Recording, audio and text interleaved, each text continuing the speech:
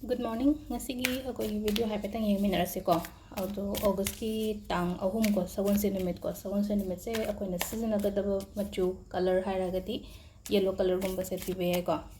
Ado ahambada akoi card ki message yengminarase ko. Ado sida ki 3 cards ko. 1 2 3 ko. 3 sidagi ama khanbirase ngasigi una hadi 1 dana head and hand na attract over 2 dana hena to over traga 3 dana hena to over have ko 1 2 3 sidagi ama choose to biro ko aduga kari guidance lakke have to have tang ying minarase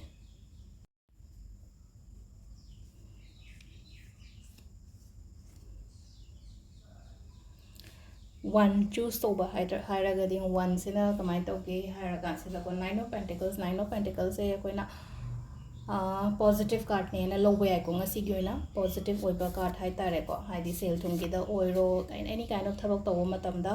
aingonda kana bo oina oiba hai tare ko number 2 khanba ngai sina mo ko haidi mai pak pa hai tare ko akoina kaino ma to matam da justice phangba ha do mo ka mai pak pa du mai noina lai ko mai pak pa akoina chummagadi akoina mai pak pa khot pa du mai na hai tare ko haidi justice card hain lai ko aduga number 3 sina ko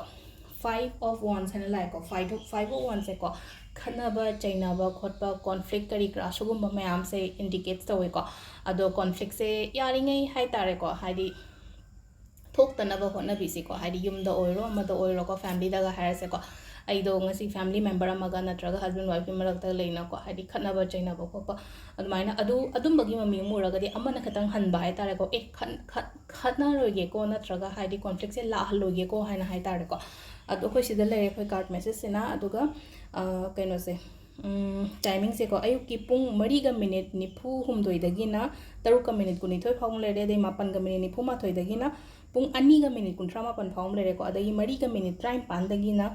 nungdang gi pung 9 ga minute kun tram pan phawng lere de nungdang atheng bagi na trama thoi ga minute kun ma thoi dagi 12 ga minute nifu ma thoi phawng lere duga atheng bagi nungalam dai gi haraga 2 ga minute 2 dagina pung 3 ga minute nifu humdoi phawba ado sida lere akoi gi ngasigi card ki message se ko ma'am thank you